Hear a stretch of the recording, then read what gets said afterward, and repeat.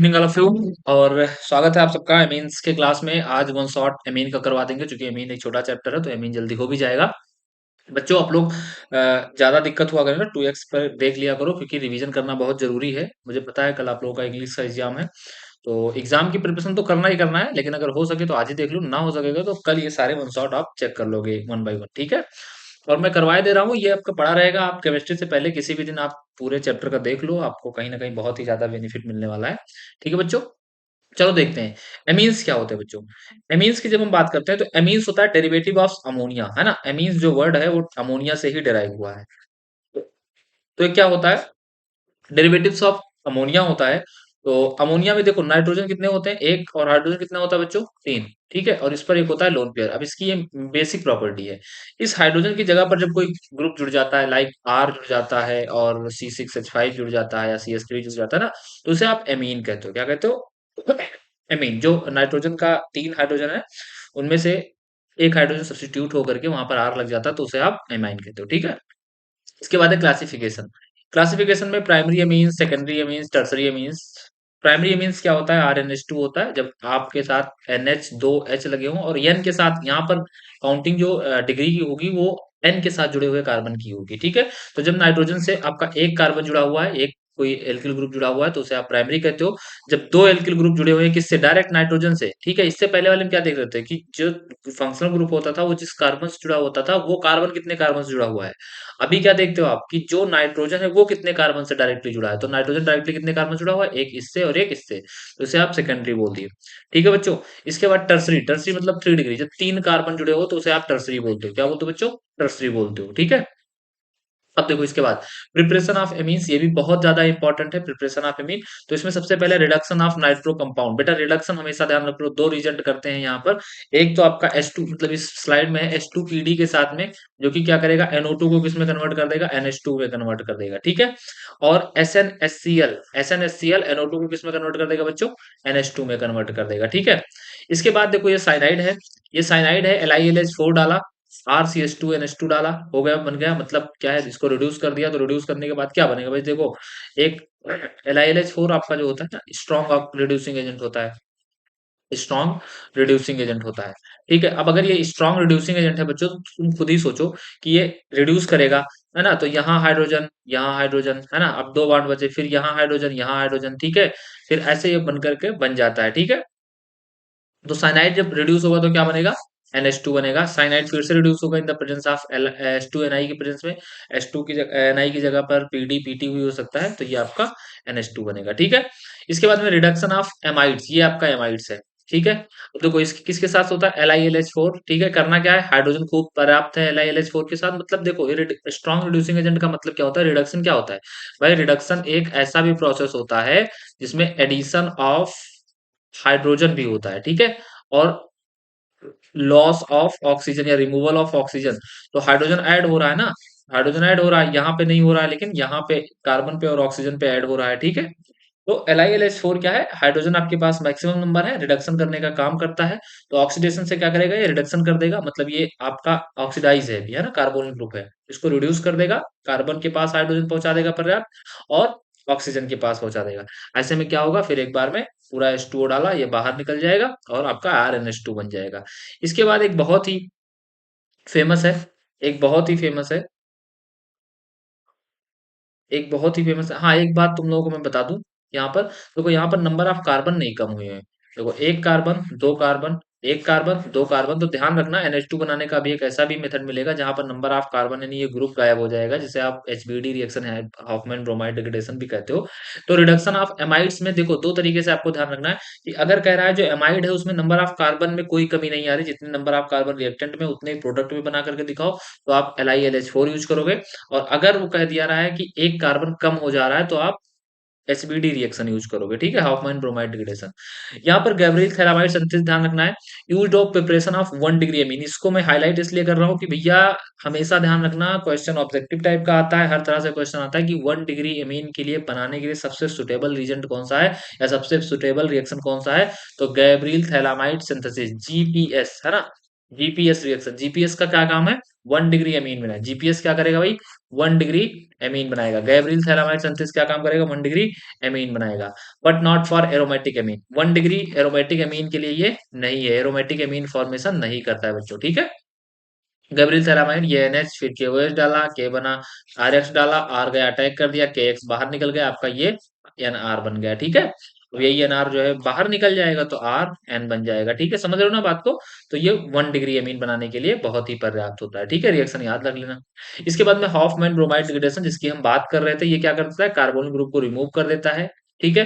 Reagent कौन कौन सा लेते हैं? Br2 और NaOH लेते हैं, ठीक है। कभी कभी आपको लिखा हुआ मिल जाएगा NaOBr, ठीक है, तो आप घबराना नहीं, ये यही लिखा हुआ है, ठीक है। क्योंकि Br2 और NaOH जब रिएक्शन करता है आपस में, Br2 और NaOH जब आपस में रिएक्शन करता है तो यही बनता है NaOBr प्लस HBr, ठीक है। और प्रोडक्ट क्या बनता है आपका? प्राइमरी एमीन बनता है। तो बच्चों ध्यान रखना, जब आपसे पूछे कि जो एमाइड है आपका, एमाइड का मतलब होता है ना कार्बोनिल ग्रुप के साथ लगा हुआ NH2 ग्रुप, ठीक है। एमाइड का मतलब होता है कार्बोनिल ग्रुप के साथ लगा हुआ NH2 ग्रुप। जब पूछे आपसे कि नंबर ऑफ कार्बन में कोई अंतर नहीं आ रहा है और उसको रिड्यूस करके यानी अमाइन बना करके दिखाओ, तो आप कौन सा रीजेंट यूज करोगे? LiLH4, ठीक है। और जब कह रहा है नंबर ऑफ कार्बन एक घट जा रहा है, ये वाला देख लो ना, इधर गायब हो गया, इधर एक दो कार्बन है, इधर एक ही कार्बन, ठीक है। तो आप क्या समझोगे उसे?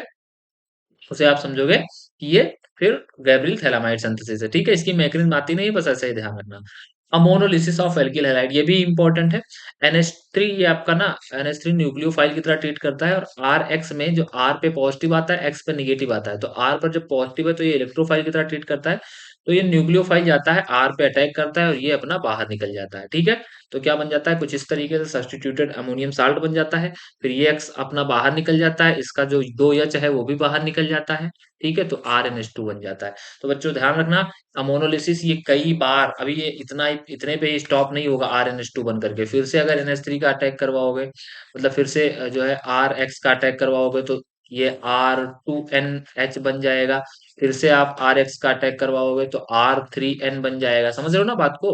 मतलब क्या है कि R3N सबको सब्स्टिट्यूट करते रहता है ना, तो NH3 अमोनोलिसिस आपको समझ में आ रहा होगा, अमोनिया R पे अटैक करता है, X बाहर निकल जाता है, प्रोडक्ट आपका क्या बन गया?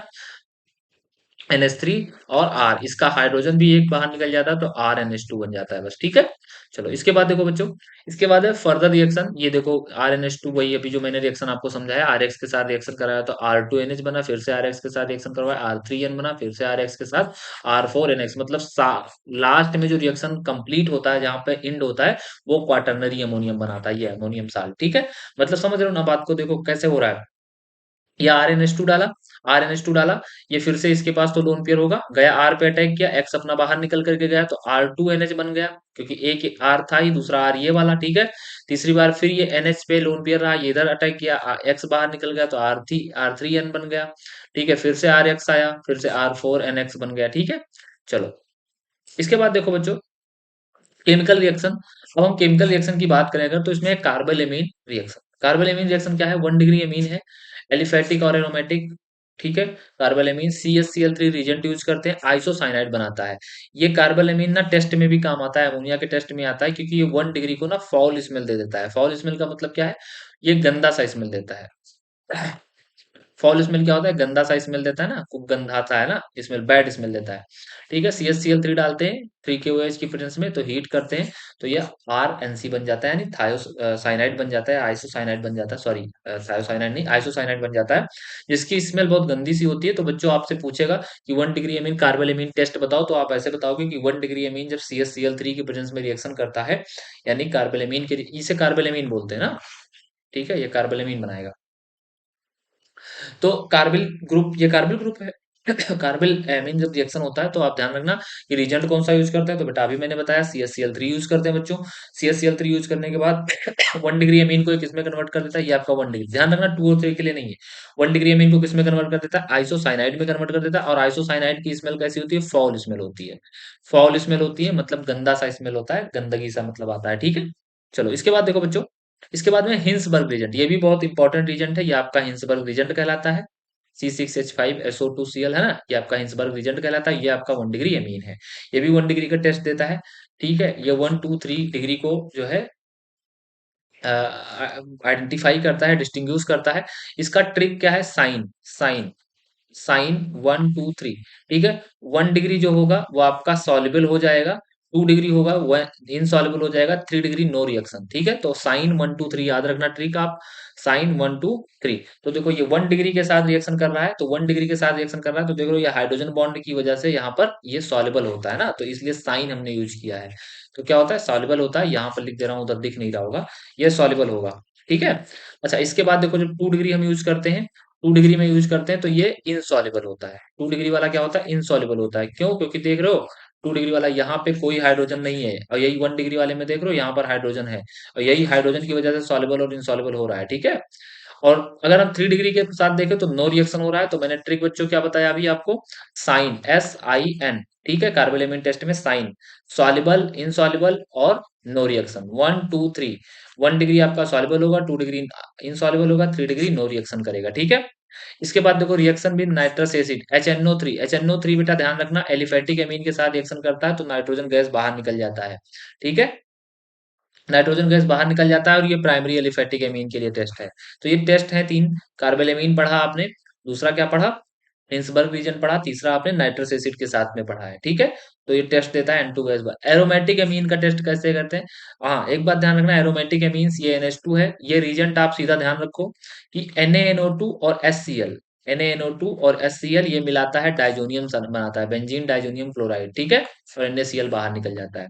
ठीक है बच्चों, ध्यान रखना एरोमेटिक C6H5NH2। ठीक है, ये क्या करता है, NaNO2 HCl की प्रेजेंस में, NaNO2 HCl की प्रेजेंस में, ठीक है, क्या बनाता है, डाइजोनियम बना देता है, ये बेंजीन रिंग, और यहाँ पर N2 पॉजिटिव Cl। ठीक है, ठीक है, ये बना देता है, तो ये एरोमेटिक एमीन्स होता है। ठीक, इसके बाद देखो ब्रोमिनेशन, 3Br2 डालते हैं, 3Br2 NH2 इसमें पड़ा हुआ है, ब्रोमिनेशन हो गया, एक्वस भी यह ब्रोमीन लिया गया है ना, वही सेम चीज। हाँ, पोजीशन कौन कौन सा बेटा, यहाँ पर ऑर्थो एंड पैरा। ठीक है, लेकिन यहाँ पर तो तीनों पोजीशन पर अटैक किए बैठा हुआ है। ठीक है, क्योंकि NH2 जो होता है प्लस M ग्रुप होता है। ठीक है, देखो नाइट्रेशन की बात करते हैं, तो एक बात ध्यान रखना, यहाँ पर देखो ऑर्थो बहुत कम बनता है, ये वाला थोड़ा सा ध्यान देना, क्योंकि ये एक्सेप्शनल केस है, क्योंकि अभी तक जो पढ़ते आए हो उसमें ऑर्थो पे बढ़िया पोजीशन पे बन रहा था। ठीक है, यहाँ पर क्या हो रहा है, यहाँ पर पैरा पर 51% बन रहा है, मेटा पर क्या बन रहा है आपका, 47% बन रहा है।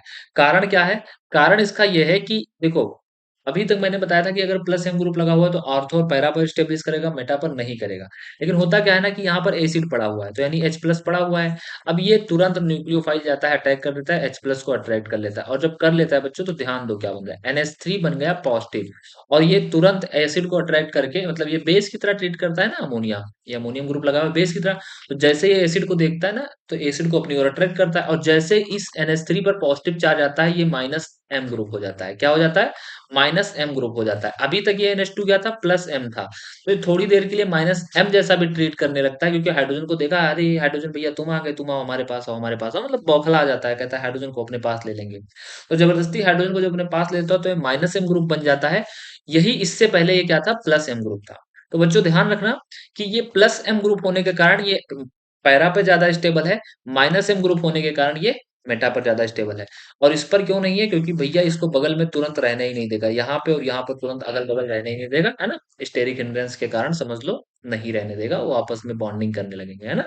तो बात को समझना, कितना 51% आपका पैरा बनता है, 47% आपका मेटा बनता है। रीजन मैंने अभी बताया कि NH2 अपना प्लस M ग्रुप है, लेकिन जैसे ये एसिड का हाइड्रोजन, भाई हाइड्रोजन टहल रहा है, ऐसे एसिड का काम ही है हाइड्रोजन प्लस देना। ठीक है, तो NH3 प्लस बन जाता है, तो वो आपका माइनस M बन जाता है। ठीक है बच्चों, इसके बाद है सल्फोनेशन। सल्फोनेशन भाई वही सेम चीज, सेम चीज कहाँ पे अटैक करवा देगा, मेटा पोजीशन पे, सॉरी पैरा पोजीशन पे।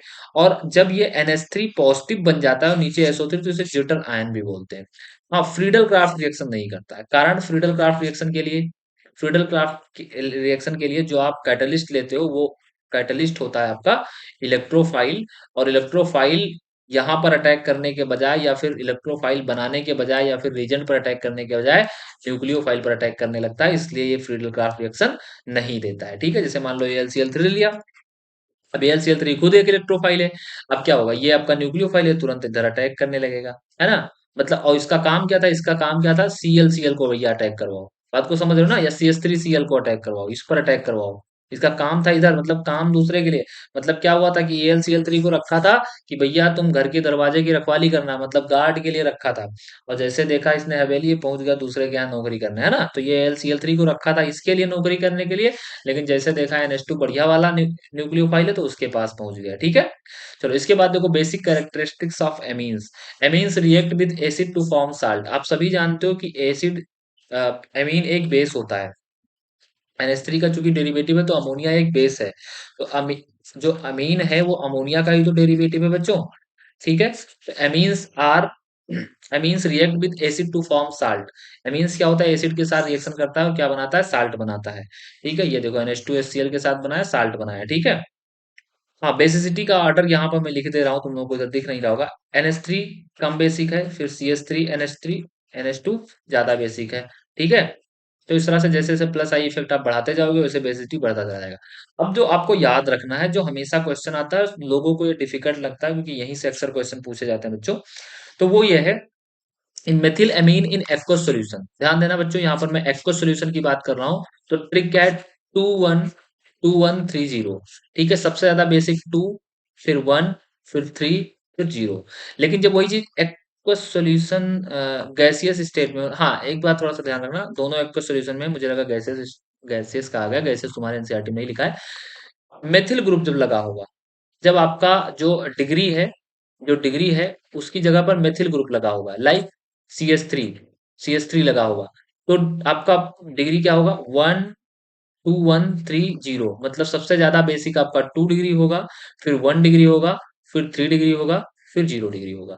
लेकिन अगर हम बात करेंगे एथिल एमीन या मेथिल के अलावा कोई, मतलब अगर यहाँ पर जो आप आर लगाते हो ना डिग्री के लिए, R = CH3 है, मतलब आर की जगह अगर CH3 है, तो आपका डिग्री क्या होगा, 2 1 3 0। लेकिन अगर R ≠ CH3 है, मतलब आर की जगह CH3 नहीं है, C2H5 है, C3H7 है, देन उस केस में क्या होगा, उस केस में बच्चों आपका होगा 2 3 1 0 होगा। ठीक है। चलो अब देखो डाइजोनियम साल्ट। बच्चों देखो डाइजोनियम साल्ट प्रिपरेशन कैसे करेंगे, NaNO2 और HCl डालेंगे बच्चों, डाइजोनियम साल्ट बन गया। अभी हमने बताया था, अभी मैंने करवाया था इससे पहले, सैंडमियर रिएक्शन टाइप का। ठीक है। देखो सैंडमियर रिएक्शन आ गया।